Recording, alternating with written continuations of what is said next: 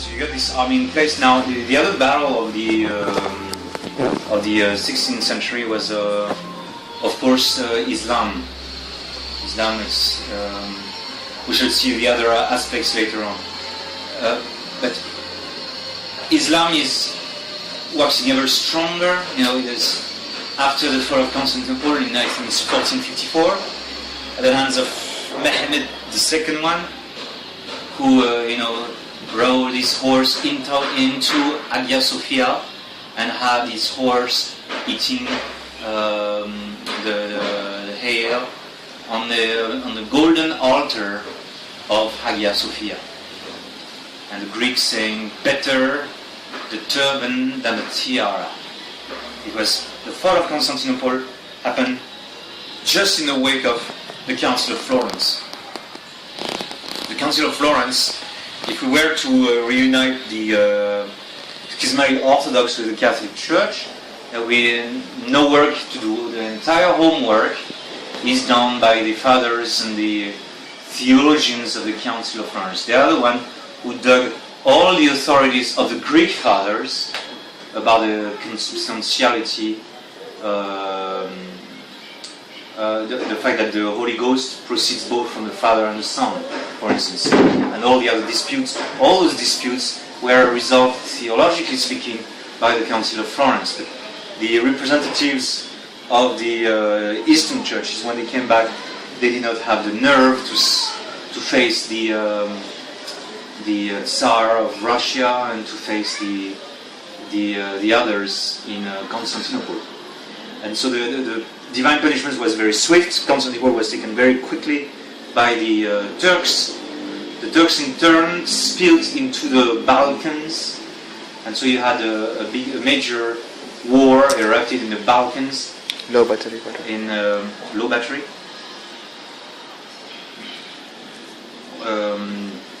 A major war erupted in the Balkans, and but there you are great heroes that like Skanderberg of Albania resisted the onslaught of the Ottoman empires, and also the kingdom of Montenegro also resisted some of the Serbians, some people living in Dalmatia, the Bosniak converted to Islam. They gave in, they converted to Islam. And for a long time the Turkish army would steal the youth from the villages. They would find boys who had a good constitution, and these boys would be sent to become the Janissaries, that is the elite formation of the Turkish army, while the girls, if they were pretty, they would go to the harems in Istanbul and other places of Islam, because there was a trade of these also all across Islam. So human trafficking is a shame for us Western nations, in the past, yes, but it was the norm in Islam until very recently, and possibly even happen today. That's why Archbishop Lefebvre got into trouble with French courts at the 1990 with his Hotel Crillon declaration, saying that Islam still practices human trafficking. So that was the situation. So Islam was pushing, and they got Mehmed II's army showed up in Budapest with 300,000 soldiers, and they were beaten off at the last minute by somebody who was supposed to be on his deathbed and dying, but almost rose from his agony of death and went to the battlefield and told the Christian soldiers, the nobles especially, were lazy, especially their leader, John Bruniadi, to get back and fight and do something. And the mere vision of St. John of Compostela by the other simple soldiers gave them a lot of stamina. They also burnt alive the Janissaries by the famous episode when the Janissaries went up the citadel. They released balls of hay with lots of tars and incendiary inside, lots of alcohol and flaming things inside, whatever cocktail it was, down the slopes on the Janissaries. And the Janissaries were wearing silk, fine silk, Turkish silk, and they caught fire. And so they were, that was one of the turning points of the siege of Budapest. So they went up, they were stopped, but they were still very extremely powerful. And Mehmed was disgraced and everything, and then there was a setback for the Ottoman Empire, but that was only temporary setback, because the Ottoman Empire was very big. It extended by the time of the siege of Budapest, it extended from Europe all the way to the shores of India almost, because they had outposts in India proper, like Diu and Daman, and we will see that later with the Portuguese. And so basically it set the stage for a new caliph in Istanbul, and he's the most famous one. It's Suleiman the Magnificent. Suleiman the Magnificent, like Mehmed II, his policy towards the Christian was very tolerant. He would not massacre them or everything. He knew how to use them. Their trading skill, their banking skills and everything. So even though they would turn the church into mosques, the most beautiful ones, the Eastern Christians were left unmolested at that stage. If you go now to Istanbul, you don't find any. They all got massacred, they all went to exile. Only later did they suffer from Islam. So in Islam, you have both policies. You have the soft policy, because some verses of the Quran say that the believers of the religion of the book should not be molested. And so they apply this, and then the Christians enter into a state of financial servitude, the state of dimitude, where they have to pay the dime, 1/10 of their income. But that allows them to live from the rest. And so these sultans were fairly tolerant, to the Christians that they had under them, because they wanted to conduct trade, and they would conduct trade with Venice. They would conduct trade with the Western powers as well. And so throughout the history of the Ottoman Empire, there was a negotiated tolerance with the Christians. At the same time, the allies of the Byzantine Empire, that is the Emirates in the northern coast of Africa and the Kingdom of Morocco, had a different policy. So the policies would differ very much. But what Islam brought to the Mediterranean Sea was a high degree of piracy. So the defeated they were on the land in Budapest, but on the sea they were very victorious. They had great admirals.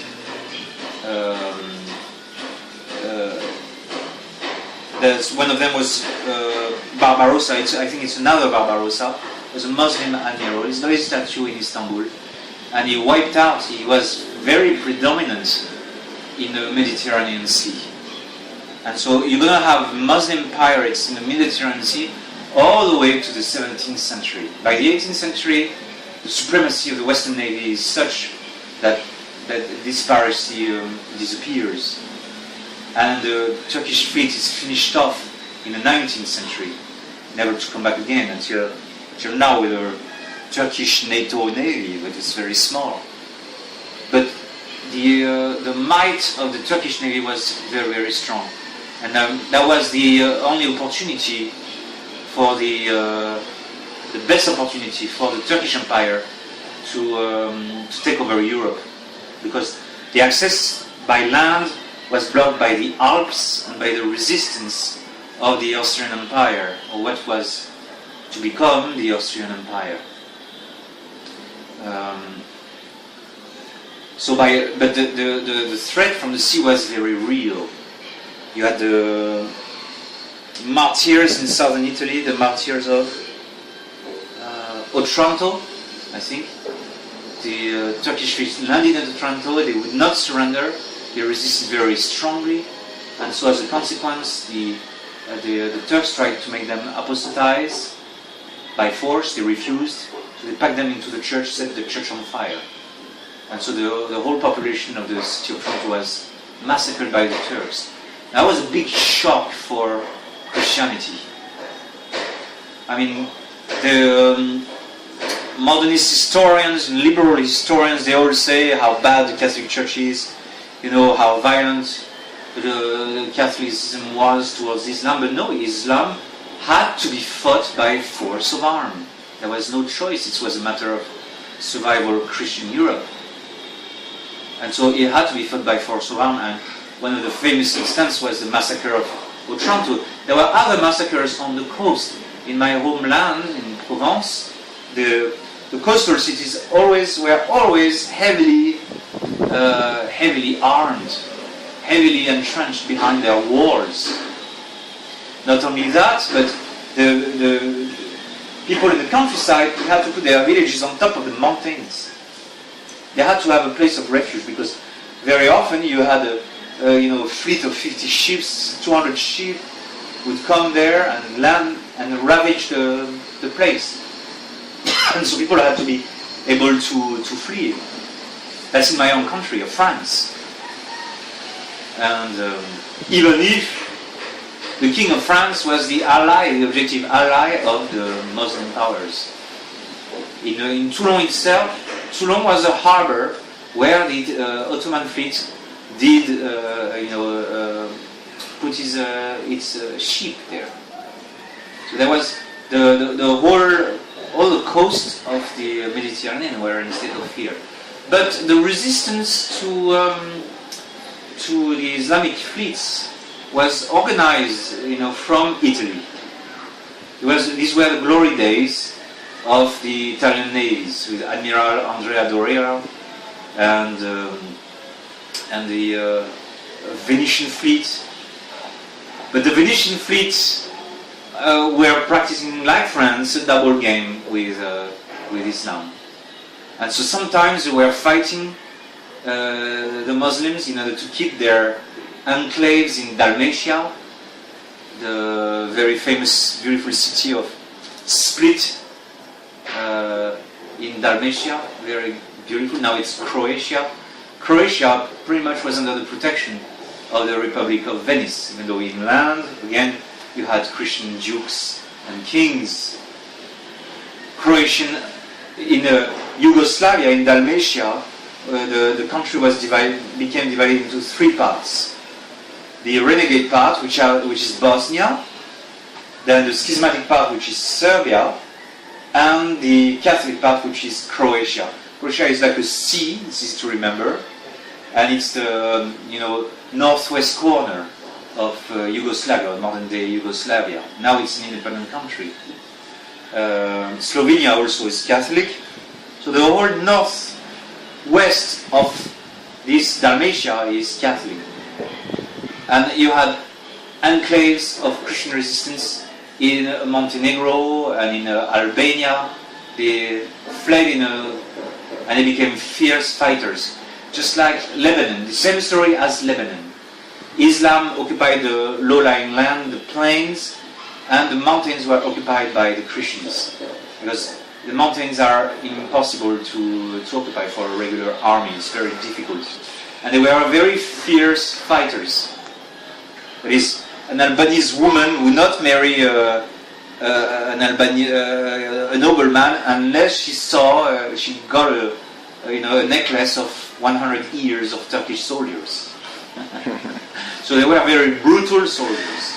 It was a brutal fight, and they resisted all these centuries. Throughout history, they resisted the onslaught of Islam. They were not finished off until the communists arrived and until Vatican II arrived. But they resisted throughout. And same thing with the Maronite Christians. The Maronite Christians, still as you had a powerful empire in Istanbul, still they kept the faith. So whenever the policy of Islam was getting too violent towards them and everything, they will resist by armed force in their mountains.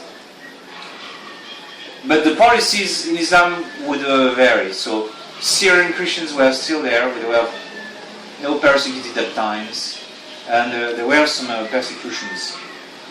So the supremacy of at the beginning of the 16th century, the supremacy of the Turkish Empire is enormous, it's very powerful. And so what Suleiman the Magnificent is going to do is going to try to use his fleet. So the first time he's going to try to use it decisively is by the storming of Malta, the famous history of the Knights of Malta. That's one redeeming point for France, because the garrison of Malta was led by a Frenchman, Jean de la Valette, who happened to be the Grand Master of the Order at that time. Most of his soldiers were Spanish and Italians, but the commander-in-chief was Jean de la Valette, and Jean de la Valette is crucial for the defense of Malta, because he clearly understood the situation, that he was the next on the target list, and so he hastily prepared the fortification of Malta by fortifying the two prongs of land within the harbor, and he had a good idea to build hastily the fort of St. Elmo, which was not in a strategic position all that much, because it was dominated by a mountain.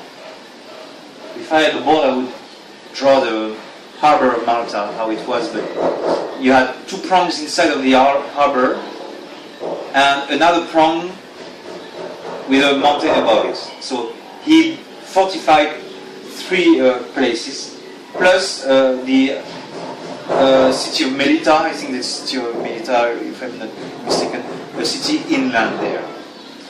And because he knew the Turks were coming. When he had wind that the Turks were coming, he summoned all his knights. You have a military order, so they could stay anywhere they liked in the priories throughout, Europe, and enjoy their reserves of wine and their reserve of meat and everything. But when they received the summons of the Great Master, they were bound under their vows to come and rescue. And the Order of Malta was initially the Order of St. John, one of the four military orders of the Crusades. And this is basically the siege of Malta is one of the last Crusades. It's preceded. The history of the Order of St. John is a very tormented history. It's like the history of the Carmelites, after the Crusade. They will go from defeat to defeat. So the defeat that was before was the siege of Rhodes, where they thought, after having lost in Cyprus, and after having lost in Acre, they were always retreating. They thought they could entrench themselves in Rhodes, and they built a very big string of fortifications. But the Muslims' army were way too powerful, and the city of the island of Rhodes fell, which was an outpost which was just off the coast of Asia Minor. And so they had no place to stay, and so they asked Charles V, where do we stay? Because where is the remnant? The Knights of Malta going to stay? So Charles said, I need some help on this little piece of useless rock, which is Malta.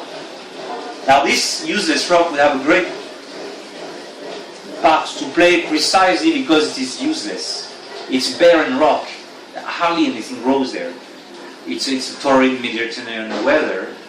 There's not much rain that falls there. There's not much of a decent rainfall there. But what's the advantage of a rock which is very barren when you have a huge army which is attacking you? And there's nothing grows there.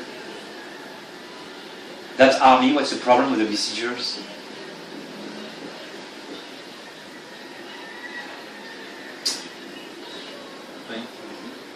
Nothing grows. There's nothing to eat. What's the... They grow paint. Yeah, they don't have supplies. So they will have to be supplied. And also the winds, you cannot travel in the Mediterranean Sea that easy, because the winds of the Mediterranean Sea are also very powerful. You have the Alizé, the special winds of the Mediterranean Sea. So you can come in May, June, or in April, but you cannot come later.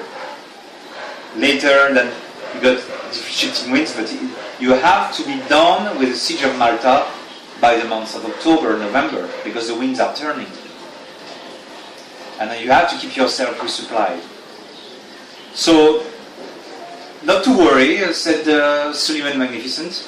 I had a powerful fleet, so he sent a fleet of 400, 500 ships.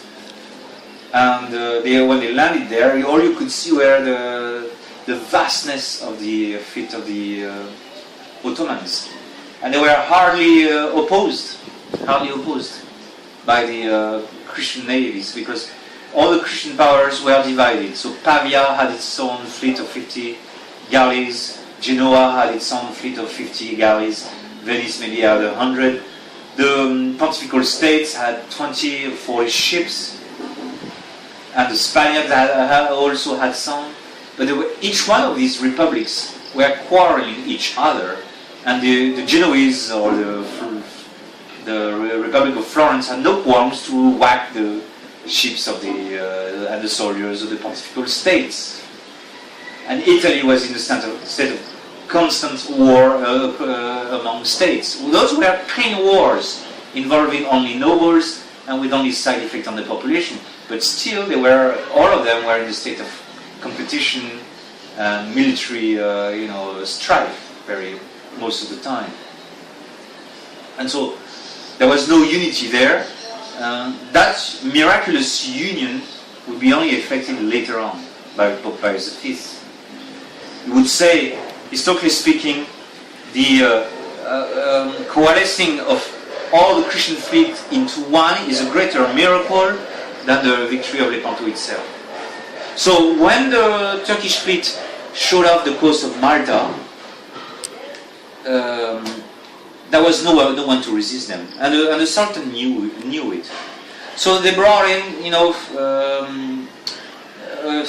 about 50,000 soldiers, plus the retinue, plus an infinite number of servants and workers and slaves and prostitutes and cooks and everything, and all this formation. And also they brought some 300 cannons, 300 to 500 cannons. A few of these cannons were the biggest cannon ever saw, 800 millimeters or even 1 meter diameter, but I think 800 millimeters. And those would come into two parts, were so big, so they had to be screwed together to form one cannon. And then we would fire an enormous, cannonball, which was carved out of stone, made of stone. Iron would be too expensive at that point in time. So it was made out of stone. It was very effective to bring down any walls. Anything would crumble in the face of it. And so they landed there, and then they proposed, they had to take the central city of Medina, I think that's the name of it. And they asked the surrender of that city in there. And the cavalry, the little cavalry that Lavalette had, skirmished with the landing party of the Ottomans. That helped to, shave off a few hundred Muslim soldiers. But then the numbers were too overwhelming, so they had to go back behind the walls. And so the Ottomans asked Medina to surrender. And the thing is that Lavalette had ordered that most of the ammunition and supplies would be shifted to Lavalette itself, what is now called Lavalette. It is St. Michael and St. Elmo and I don't remember the name of the last fort. Anyways, so there are only a few cannonballs, a few ammunition and everything. So the governor of that city says, no, women and everything, everybody who is in the city, come to the walls. From far you cannot know whether it's a woman or a man. So he says, come to the wall. And so he called the whole population to go to the walls. And then, after the offer of surrender was given, the governor says, fire the cannons. Well, we only have a few cannons. I don't care. Fire everything you have. And then stop and when everything is empty. And so they fired all their supplies until they were empty. There was a big wastage of ammunition, but it did the trick.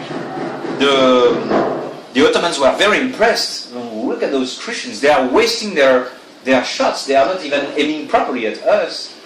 They fire like crazy, all the cannons fire like crazy. And so they say, well, so the Turkish general says, better if you go to and take the main city. That one will fall like a ripe apple in due time. And so they bypass that city, which is something will be crucial later on.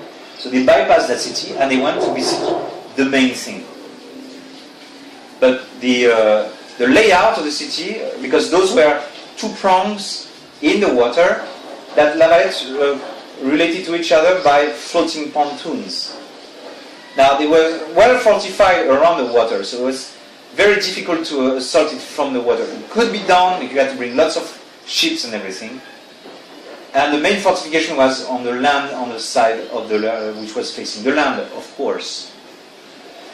So they tried to attack from the land at first, and it didn't work. There was too much superiority in cannons and everything. So you see that they cannot do nothing there. And so they tried their luck from the sea, but you had the fort of St. Elmo was blocking. The fort of St. Elmo, which was, on top of on the south of these two prongs of land. Now, St. Elmo was tempting for two reasons. Because if you take that fort, then the whole fleet of the Turks could anchor inside the bay, and then the ships would not be liable to any tempest or any surprise attack by the Christian fleet that could show up any time. Second thing, St. Elmo covered the two other forts.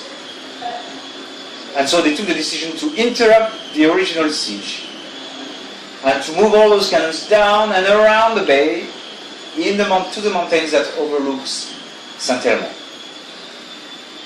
And there La Valette, and there the plan of La Valette was starting to work. Because he built this St. Elmo very cheap, very rapidly. It was a star fort at the time, shape of a star, so that the cannons can cover all the slopes of the walls and everything. It's called a star fort, but very small, not that big. And he sent his most heroic knights to defend this fort. The goal of La Valette was to buy as much time as possible, and sure it did, because as the Turkish general was inspecting the siege of St. Elmo, because they were getting bogged down, the knights were very brave, and reinforcements were being sent, across the bay to St. Elmo continuously. As he was inspecting, he got a splinter from a cannonball of St. Elmo, and he died there. And he was replaced by another general. And so the St. Elmo eventually fell after plenty of heroics. In the meantime, the Turkish fleet tried to approach the other two forts, but they were also caught by cannons that were hidden by La Valette, and they lost many men and many ships in that naval attack, trying to outflank the main citadel. And so the Turks became very angry because the resistance was very strong. It cost them, lots of soldiers to take that fort of St. Elmo, because the knights were using not only cannon, but they were also using grenades, incendiary grenades, and they were very good in hand-to-hand fighting. And so lots of Janissaries perished in that attack. And so they decided to massacre the garrison. And then at last, the bell of St. Elmo rang one last time to notify the other two forts that the fort was falling. The priests had taken down the Blessed Sacrament and everything, and buried the relics and the outer stone on the ground. And then the whole garrison was massacred. And what the Turkish did is that they took the heads of the knights, put them in cannonballs, and shot as cannonballs to the remaining two citadels.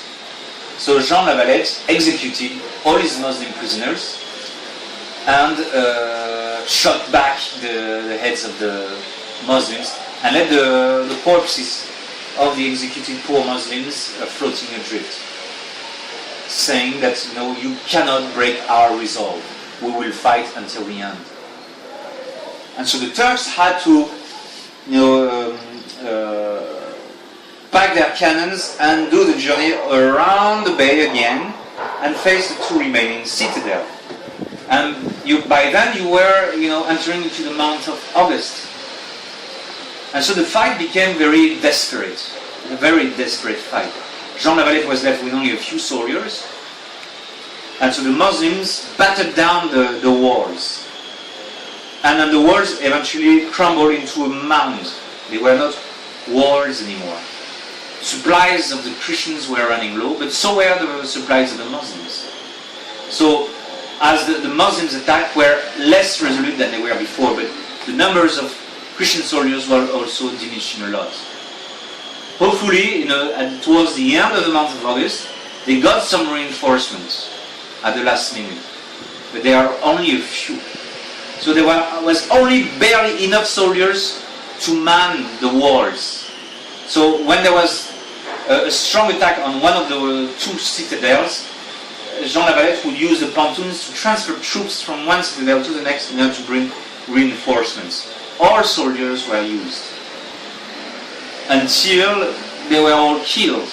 And so they were replaced always by the latest reinforcements that could go through the siege, or they were replaced by old soldiers, or young boys, or wounded soldiers who came to man the walls. But mysteriously there was always, and Jean Lavalette would fight there personally. He said that time, 5 minutes. So Jean Lavalette would fight personally there. In the course of the downing of the walls, Lavalette used many tricks because they were bringing siege towers. They tried to take the walls at the beginning with the siege towers. What Jean Lavalette did is he dug a hole, he dug a tunnel into his own wall, and leaving only the last stone. And at the last minute, he would remove the stone, and the cannons would fire into the legs of the tower, into one of the corners of the tower, and the towers would collapse because they were blown to pieces by the cannon coming from the wall mysteriously. So Jean Lavalette was a very good tactician. So he made them pay for every move. For every move, it was very costly. And his tactic had worked, St. Elmo. By the time the Turkish army is at the last citadel, they are exhausted. They have exhausted their supplies. They have plenty of casualties.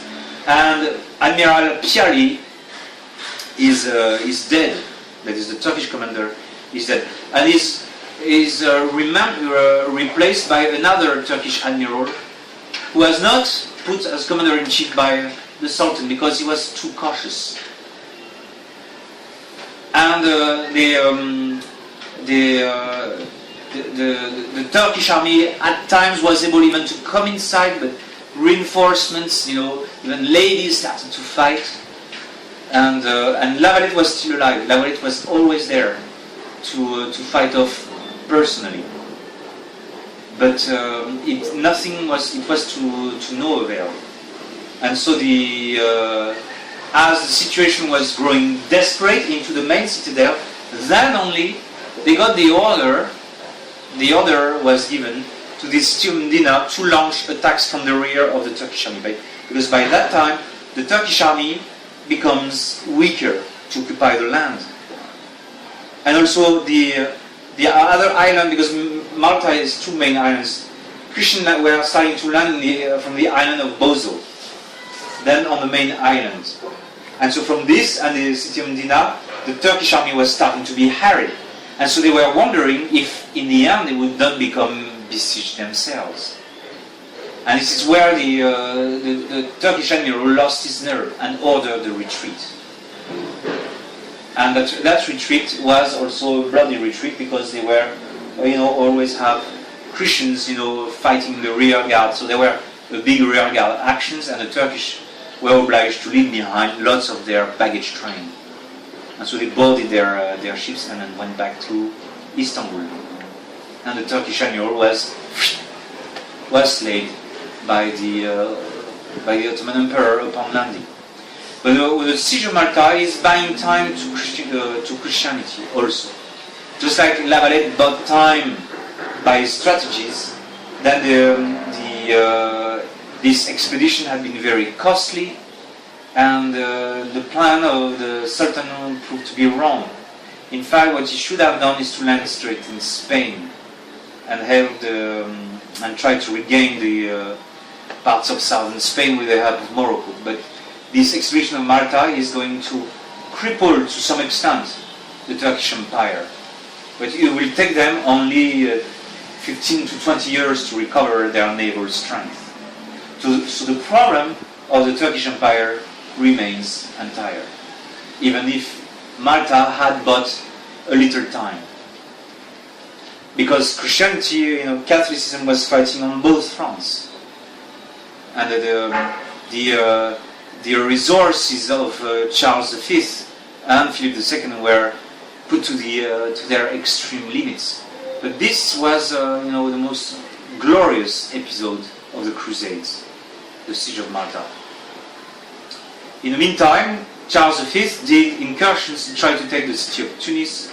He tried to raid other places in North Africa to keep the Muslim army busy. The goal was containment. Also, the Spanish fleet, but especially the Portuguese fleet, wiped out all the power of the Muslim fleet in the Indian Ocean, in the Red Sea itself, and in the Pacific Ocean, and around the Philippines and Indonesia. And that stopped the expansion of Islam eastward. So that Indonesia was about to become entirely Muslim, and the Philippines were just about to become Muslim. And you have now, to this day, this Moro enclave, which is causing so many problems, even to this day. But as the Philippines were just about to transfer from paganism straight into Islam, the Portuguese fleet and the Spanish fleet wiped out entirely all Muslim domination, all the naval power of Islam. Islam expanded, because of the horsepower, because of the Muslim cavalry, yes, inland. But what we forget is that a great proportion of the expansion of Islam was made through the sea. For instance, if Malaysia is a Muslim country, it's because of the power, the sea power of Islam. In the 15th century, only very recently did Malaysia become a Muslim country. And it was only the coast. The Muslim trade was very important. Muslims were very good in trade. And so they were setting trade posts, and once those trade posts had a sufficient number of Muslims, then the Muslim navy would come and invade these trade posts and create a Muslim emirate or sultanate, all the way to Brunei, all the way to Indonesia.